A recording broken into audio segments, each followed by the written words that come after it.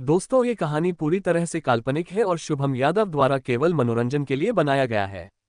और इस कहानी में किसी भी व्यक्ति, नाम, उत्पाद या वास्तविकता का अपमान नहीं किया गया है।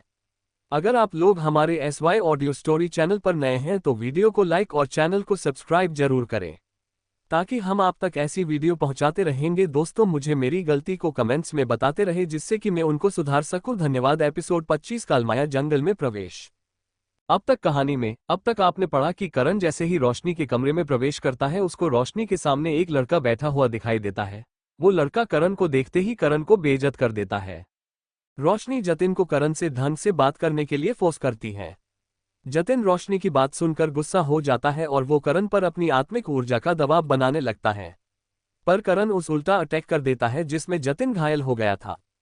जतिन जाते जाते करण को जान से मारने की धमकी देकर जाता है। रोशनी करण को जतिन से सावधान रहने को कहती है। करण रोशनी को चिंता नहीं करने की कहता है क्योंकि करण 2 महीने के लिए ट्रेनिंग के लिए बाहर जा रहा था। करण रोशनी को अपने सामान के लिए पूछता है। रोशनी तुरंत एक नौकरानी से बोलकर सामान मंगा लेती है। करण सामान चेक करके अपनी स्टोरेज रिंग में रख लेता है और अपने घर के लिए निकल जाता है। अब कहानी में आगे। करण की नींद आधी रात को खुलती है। करण उठकर अपने चारों ओर देखता है तो उसको चांद की हल्की रोशनी दिखाई दे रही थी। करण सोचता है कल उसको जंगल के लिए निकलना है और उसने अभी तक कोई तैयारी नहीं करी। उसने केवल दवाई और हथियार ही खरीदे थे। करण ने नई तकनीक भी सीख ली थी, पर अभी तक ना तो उसने खाने के लिए कुछ लिया, ना रास्ते की जानकारी प्राप्त करने के लिए कोई नक्शा खरीदा था। करण अपने सिस्टम की इन्वेंटरी शॉप में से कुछ चीजें चेक करता है, पर सभी अभी उसके लिए महंगी थी। करण बाहर से ही सुबह कुछ खरीद लेगा। करण स्पेस स्टोर में प्रवेश कर जाता है और सोचता है कि आज क्या किया जाए। तभी उसको व्हाइट लोड्स फायर दिखती है। करण सिस्टम से उसको फ्यूज करने की कमांड देता है। जी होस्ट, व्हाइट लोड्स फायर को फ्यूज किया जा रहा है, पर इसको कंट्रोल करने की मैनुअल आपको सिस्टम इन्वेंटरी शॉप से खरीदनी होगी। बाहर किसी को आप ये फायर नहीं दिखा सकते।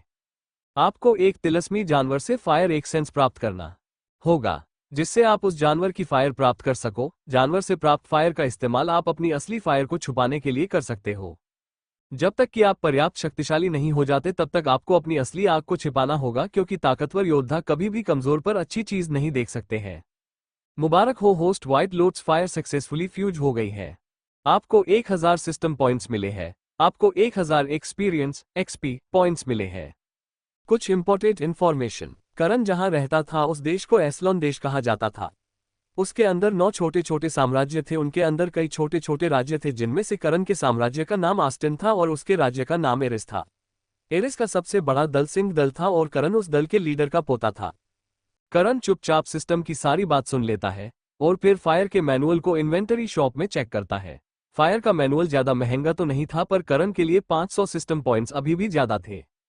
करण के पास 1400 सिस्टम पॉइंट्स ही थे, पर करण दिल पर पत्थर रखकर फायर मैनुअल खरीद लेता है। होस्ट, आपके 500 सिस्टम पॉइंट्स काट लिए गए हैं। फायर मैनुअल की जानकारी आपके डेटा में ट्रांसफर की जा रही है। क्या आप इसको स्टोर करना चाहते हैं? हाँ, ना? करण हाँ पर क्लिक कर देता है। सारी जानकारी उसके दिमाग में स्टोर हो गई थी। करण उस जानकारी को आत्मसात करने बैठ जाता है। करीब 1 घंटे बाद करण फायर मैनुअल की जानकारी को आत्मसात कर पाया था। करण अब अपनी इच्छा अनुसार फायर को कंट्रोल कर सकता था। करण फायर को अटैक और डिफेंस दोनों तरीके से इस्तेमाल कर सकता था। करण एक पत्थर पर व्हाइट लोड्स फायर से अटैक करता है तो वहां धूल ही हो जाती है। धूल हटने के बाद पत्थर का नामो निशान ही नहीं था। करण सोचता है क्या भयानक पावर है। करण तो फायर की पावर देखकर बहुत खुश हो गया था। अब शायद ही उसको कालमाया जंगल के बाहरी हिस्से में कोई परेशानी हो। अब कोई खतरा नहीं था उसको बाहरी इलाके में। करण फिर साधना करने बैठ जाता है, पर पूरी रात मेहनत करने पर भी उसके लेवल में कोई बढ़ोतरी नहीं हुई। करण स्पेस स्टोर से बाहर आकर सो जाता है। सुबह जब करण की आंख खुलती है तब करण एक नक्शे की दुकान पर जाता है, जहां से वो कालमाया जंगल के नक्शे खरीद लाता है और कुछ खाने के सामान भी खरीद लेता है। करण पास ही की दुकान से एक घोड़ा खरीद लेता है और कुछ मसाले भी खरीद लेता है। करण ने कालमाया जंगल जाने की पूरी तैयारी कर ली थी। जाने से पहले वो अपने सभी घर वालों से मिलकर आता है। माही के अलावा वो किसी को नहीं बताता कि वो कहाँ जा रहा है, और माही से 2 महीने से पहले आने का वादा करके कालमाया जंगल की तरफ निकल जाता है। शाम होने से कुछ समय पहले करण कालमाया जंगल में सिंह दल की चौकी पर जाकर अपने जंगल में आने का कारण और अंदर जाने का टैक्स जमा करवाकर जंगल में प्रवेश कर जाता है। अब करण का एक ही लक्ष्य था, रात होने से पहले अपने लिए कोई बढ़िया सा ठिकाना ढूंढना, क्योंकि जो गुफा माही ने बताई थी उस तक रात होने से पहले नहीं पहुंचा जा सकता था। करण सिस्टम से अपने आसपास के क्षेत्र को एनालाइज करने को कहता है ताकि कोई बढ़िया सी जगह ढूंढकर वो स्पेस स्टोर में प्रवेश कर सके। करण सिस्टम के एनालाइज करने तक इंतजार करने लगता है। सिस्टम जल्दी से स्कैन कर रहा था, उसने लगभग सारे जंगल को स्कैन कर लिया था। होस्ट स्कैनिंग कंप्लीट हो गई है। सारे डाटा को एनालाइज करने के बाद सिस्टम आपको आज रात यही एक बड़े से पेड़ पर रात गुजारने की सलाह देता है, क्योंकि यहाँ से थोड़ी दूरी पर एक लड़ाई चल रही है। होस्ट, आप उनमें से किसी का भी सामना नहीं कर सकते हैं, आपका लेवल उनके आगे कम है। उन लोगों में ज्यादातर लोग गन लेवल के हैं। करण सोचता है, क्या मैं दूर से ही उनकी लड़ाई नहीं देख सकता हूँ? क्या किसी पेड़ पर चुपकर रात बिताने से तो अच्छा है उनकी लड़ाई देखकर कुछ सीख लिया जाए। उनकी तकनीक भी अच्छी होगी, क्या पता मुझे कुछ काम का मिल जाए या फिर मेरा कुछ फायदा ही हो जाए। करण छिपते हुए उनकी तरफ बढ़ने लगता है। करण एक ऊंचे से पेड़ पर चढ़ गया था जहां से उसको सब क्लियर दिख रहा था। उसने सिस्टम की मदद से अपनी स्थिति को भी छुपा दिया ताकि कोई भी उसको ना देख सके। करण देखता है 7 लोगों ने एक लड़की को घेर रखा है, पर उस लड़की की आंखों में कोई डर नहीं था। करण उन सबका लेवल चेक करता है तो उसको पता चलता है 2 लोग गन लेवल के 5वें स्टार पर थे, बाकी 5 गन लेवल के 30वें स्टार पर थे और वो लड़की गन लेवल के 5वें स्टार पर थी, पर वो कभी भी 6ठे स्टार पर पहुंच सकती थी।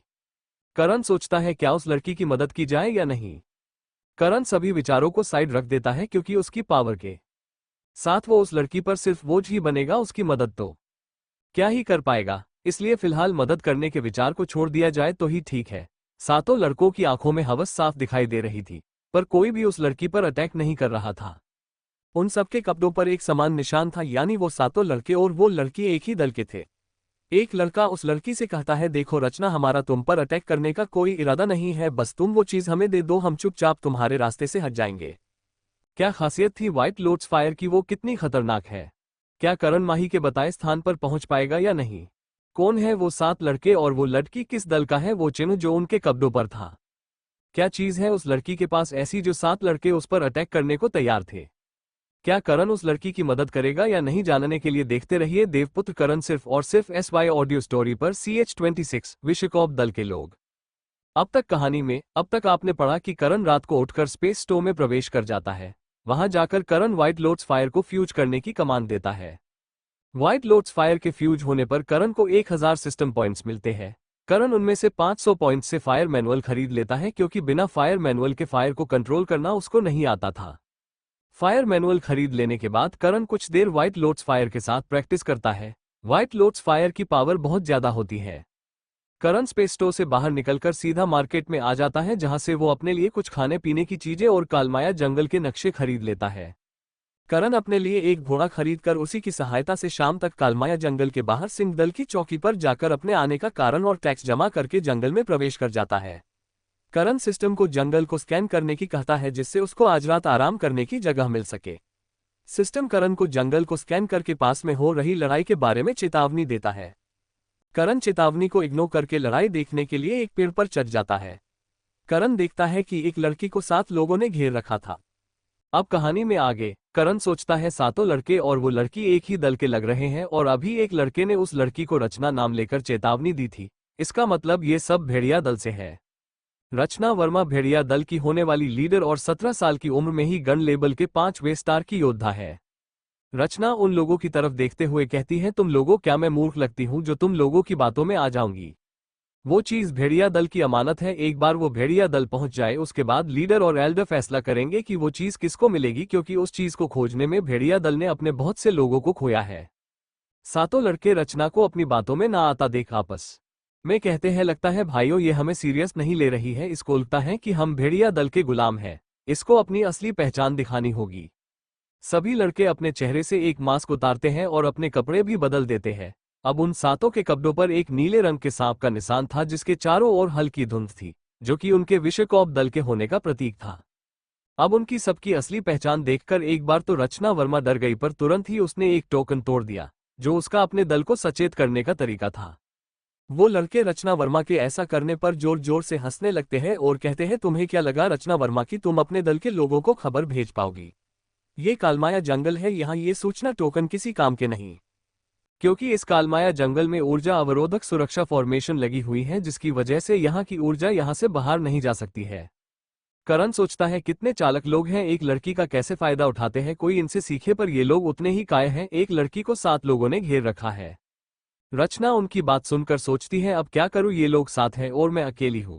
अगर मैंने इनसे लड़ने की कोशिश की तो हो सकता है मैं एक दो हरा भी दूं, पर ये तो साथ है। मेरे टोकन की ऊर्जा इस जंगल से बाहर नहीं जा सकती, पर अंदर मेरे दल के बचे हुए लोगों तक तो जा सकती है। जब तक किसी मेरे दल के मेंबर तक सूचना पहुंचती है तब तक मुझे इन्हें बातों में फंसा कर रखना होगा। रचना उनसे कहती है, क्या तुम विश्वकोप दल के लोग इतने गिर गए हो कि अब दूसरे दल के लोगों को लूटने लग गए हो? और तुम लोगों ने मेरे दल के कपड़े कहां से हासिल किए? क्या तुम्हारे साथ मेरे दल का कोई मेंबर मिला हुआ है? कौन है जिसने भेड़िया दल के साथ गद्दारी करने की सोची है? किसने करी है तुम लोगों की मदद? रचना के सवालों को सुन के उन सातों लोगों का लीडर रचना से बोलता है, लड़की, शायद तुम्हें पता नहीं है, जिस काम को हमारे दल ने एक बार ले लिया फिर चाहे कुछ हो जाए वो काम हर हाल में पूरा होता है। लड़की, हम सिर्फ पैसों के लिए काम करते हैं। हमारे विश्वकोप दल में पैसे से कुछ भी करवाया जा सकता है, और जो तिलस्मी नील अग्नि का स्रोत तुम्हारे पास है ये किसी और को चाहिए, और इस काम को हमारे दल ने स्वीकार किया है। लड़की, रही बात तुम्हारे दल के कपड़ों की, तो विश्वकोप दल का दूसरा काम ही नकली चीजें बनाना है। तो ये कपड़े हमारे दल में ही बने हैं। हमारे पास हर दल के कपड़े, तकनीक, मुहर सबकी नकल मिल जाती है। लड़की, अब तुम्हें हमारे दल की बहुत जानकारी मिल गई है, अब तुम मरने के लिए तैयार हो जाओ। वो लोग आगे बढ़ने ही वाले थे, तभी उनको एक आवाज सुनाई देती है, इतनी भी क्या जल्दी है विश्वकोप दल वालों, एक बार अपने चारों तरफ तो देखो। बेचारे विश्वकोप दल वाले लड़की से बात करने के चक्कर में ये कैसे भूल गए कि इस काम के लिए भेड़िया दल के 300 मेंबर जंगल में आए थे। पर तिलस्मी नील अग्नि स्रोत को प्राप्त करते करते 50 ही बचे थे। बचे हुए 50 लोगों में से 41 गंभीर घायल थे, जबकि 9 लोगों को हल्की चोट आई थी। अब उन 9 लोगों ने उन 7 लोगों को घेर लिया था। वो सभी 9 लोग गन लेवल के तीसरे स्टार पर थे। अब स्थिति बराबर की सी हो गई थी, क्योंकि उन 7 लोगों में से 2 लोग गन लेवल के 5वें स्टार पर थे। कहने को सिर्फ 2 स्टार का अंतर था, पर हकीकत में ये अंतर बहुत ज्यादा था। उन 7 लोगों के लीडर ने स्थिति को इस तरह बदलने की उम्मीद नहीं थी, क्योंकि उन्होंने हर चीज की परफेक्ट प्लानिंग बनाई थी। फिर ये अचानक से स्थिति बदल कैसे गई? उसने अपने सभी साथियों को भेड़िया दल के लोगों पर अटैक करने की बोलकर खुद रचना पर अटैक करने पहुंच गया। रचना पर उसको बहुत गुस्सा आ रहा था, क्योंकि रचना ने उनको बातों में फंसाकर अपने साथियों को बुला लिया था। कौन थे वो 7 लोग और क्या था विश्वकोप दल के इरादे? विश्वकोप दल वालों को भेड़िया दल के नील अग्नि स्रोत को ढूंढने की जानकारी कैसे मिली? कैसे इतनी जानकारी विश्वकोप दल तक पहुंच गई, और किसको चाहिए था नील अग्नि स्रोत? किसने पैसे दिए थे विश्वकोप दल को ये काम करने के लिए, और क्यों दिए थे पैसे? क्या करण रचना की मदद करेगा? क्या रचना को करण की मदद की जरूरत होगी या नहीं, जानने के लिए देखते रहिए देवपुत्र करण सिर्फ और सिर्फ SY ऑडियो स्टोरी पर। दोस्तों, मुझे मेरी गलती को कमेंट्स में बताते रहे, जिससे कि मैं उनको सुधार सकूं आगे। क्या क्या परिवर्तन होगा आगे कहानी में, जानने के लिए बने रहिए शुभम यादव द्वारा सिर्फ हमारे SY audio story YouTube channel पर। धन्यवाद।